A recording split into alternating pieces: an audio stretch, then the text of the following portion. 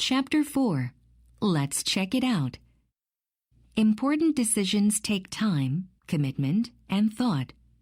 While we usually don't make these types of decisions in haste, many people choose a companion animal based on impulse.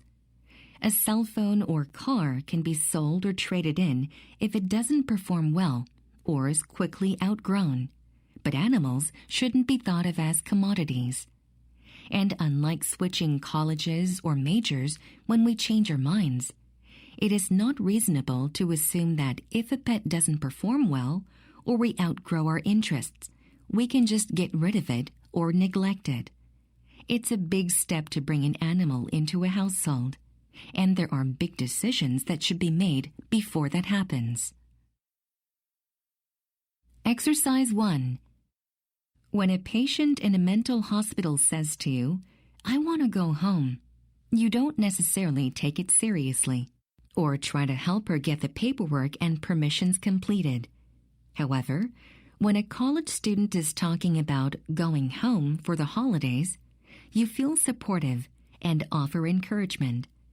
When a manager wants to go home after a long day of work, you know that the trip is short and that he will be back the following day. When a psychologist talks to you about going home mentally to heal childhood wounds, you may begin a new thought process that lasts for years. Meaning doesn't come from words. Meaning depends on who says the words to whom, when, and for what purpose. The more common the word, the more meanings it probably has. Exercise 2.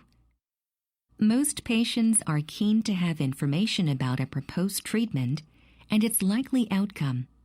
If they are not, or are simply not ready to have it yet, they still need to know that the information is on offer and should be encouraged to keep their decision to refuse or limit information under review.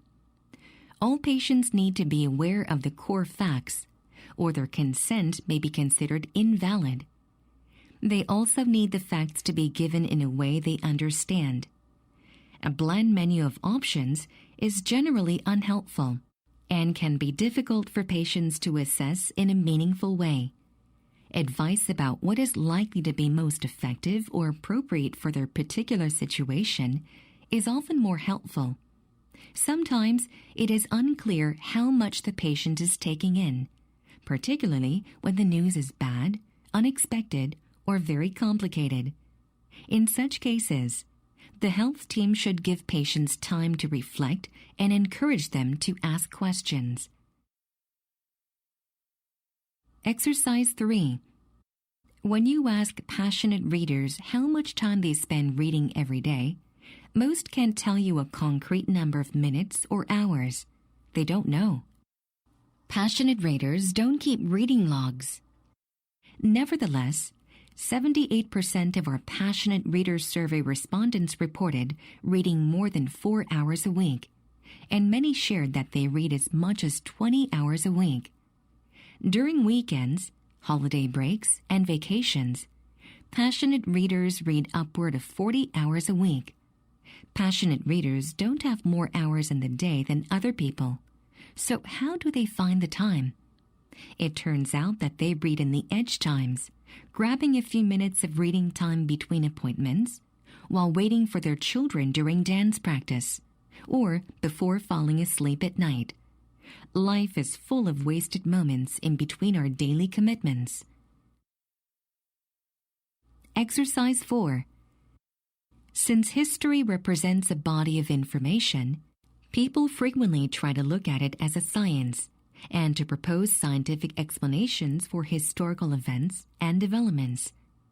History would indeed be easy to understand if all events could be accounted for on the basis of a set of simple laws like Newton's laws in physics.